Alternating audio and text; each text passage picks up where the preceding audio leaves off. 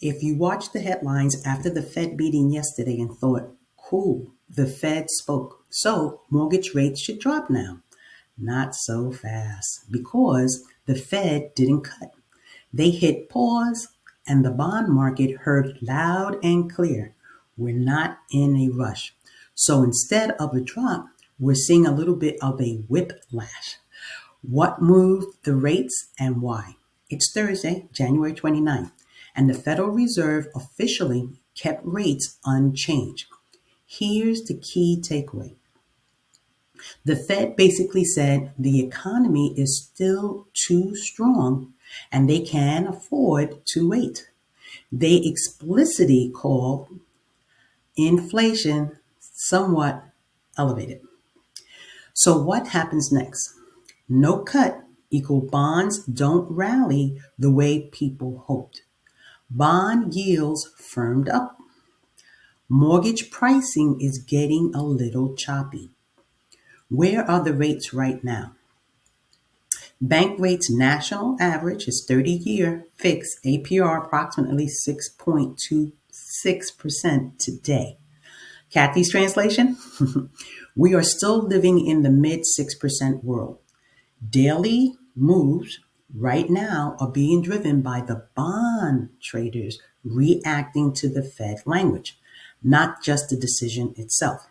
The data. Why rates are in a box. Now let's look at the why the Feds feel comfortable pausing. It comes down to two things.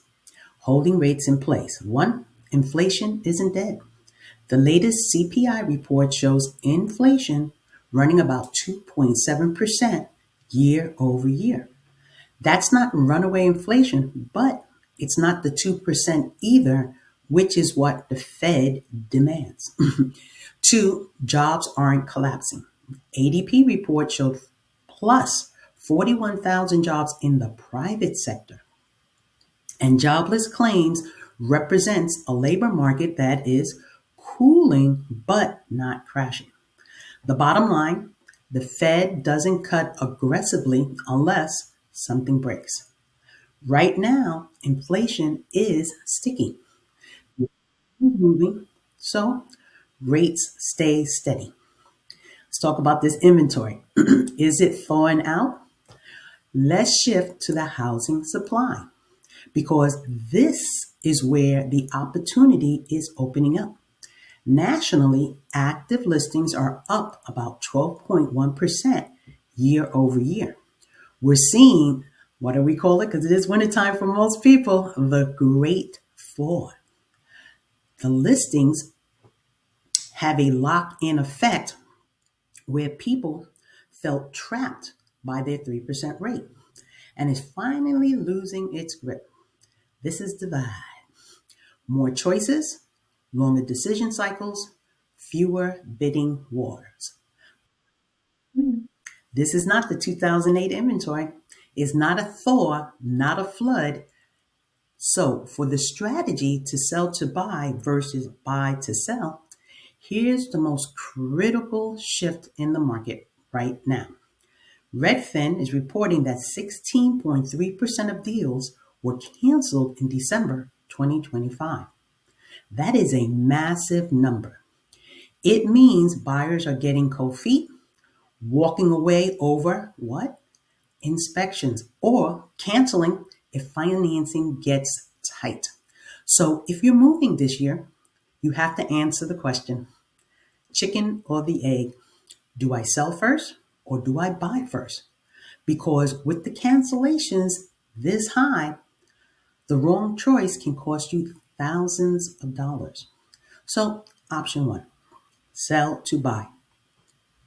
That is more than likely the safe bet for most. If you sell first, you are playing it safe. Your win is you have the cash, you are a non-contingent buyer, and in this market, sellers are terrified of deals falling through, so a buyer with cash in hand is royalty. The strategy? Negotiate or sell a leaseback, sell your home, but negotiate to stay in it for 30 to 60 days after closing. This bridges the gaps so you have a home to stay in.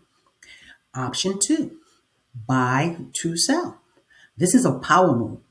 If you buy first, you prioritize convenience, but you take on the risk. What's that risk? If your old home doesn't sell fast, or if the buyer cancels, remember that 16% stat, you can handle two mortgages at 6%. And if you can, then make that decision. The strategy is look at recasting. Buy the home with the least amount of money down. Then, when your old home sells, take that equity, pay down the new loan, and the lender will lower your monthly payment without refinancing. Cathy's translation. If you sell to buy, when the leverage is the convenience, but only if the math works. The new build home now, this is a quick tip. This is a third option. People miss new constructions. Builders are sitting on inventory and they are aggressive. While a resale seller might fight you on repairs, a builder will often just buy your rate down. And depending on what the market is doing, will indicate what rate you can get to move into that unit. Investopedia noted new homes recently averaging lower prices than existing homes in many markets. That is a rare opportunity. So here's the summary. The Fed paused, rates are sticky and they're in the mid sixes, but buyers have more leverage than they've had in years. If you're staring at sell versus buy, there's a puzzle and you don't know which domino to push first, sell to buy or buy to sell, comment strategy below.